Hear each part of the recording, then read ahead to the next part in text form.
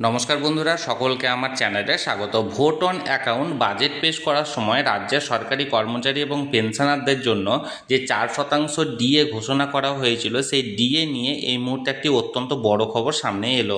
কি সেই খবরে কি বলা হয়েছে সকল কিছু আজকের ভিডিওতে বিস্তারিতভাবে আলোচনা করব। ভিডিওটি সকলে প্রথম থেকে শেষ পর্যন্ত অবশ্যই ধৈর্য সহকারে দেখবেন এবং ভালো লেগে থাকলেও অবশ্যই একটি লাইক এবং সকলের সঙ্গে শেয়ার করবেন।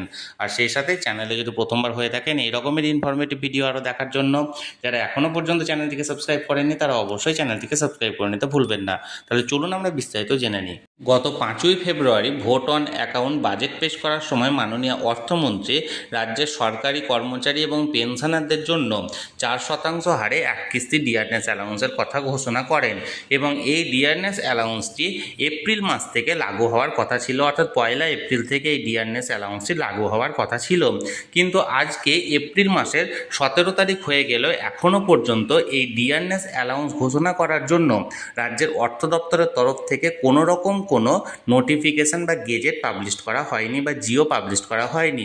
এখন এই নিয়ে বিভিন্ন সরকারি কর্মচারীদের পাশাপাশি বিভিন্ন কর্মচারী সংগঠনের তরফ থেকেও বিভিন্ন রকমের প্রশ্ন তোলা হচ্ছে যে এই যে ডিয়ারনেস অ্যালাউন্স ঘোষণা করা হয়েছিল, যেটি 1 এপ্রিল থেকে লাগু হওয়ার কথা ছিল, তার এখনও পর্যন্ত কেন কোনো নোটিফিকেশান বের হলো না।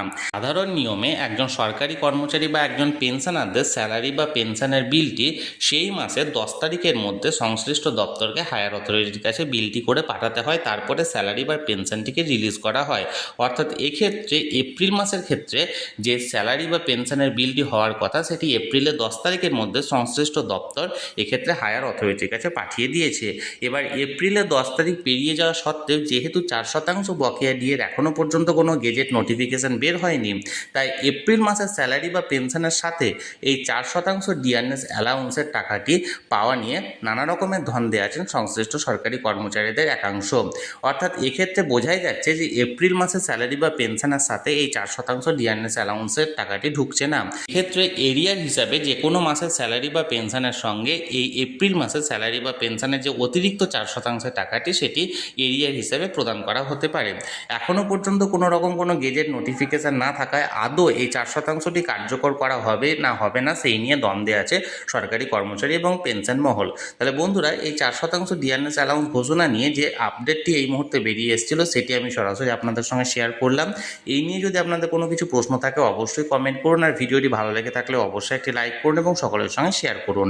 আর সেই সাথে চ্যানেলে যদি প্রথমবার হয়ে থাকেন এই রকমের ইনফরমেটিভ ভিডিও আরও দেখার জন্য, যারা এখনও পর্যন্ত চ্যানেলটিকে সাবস্ক্রাইব করেনি তারা অবশ্যই চ্যানেলটিকে সাবস্ক্রাইব করে রাখুন।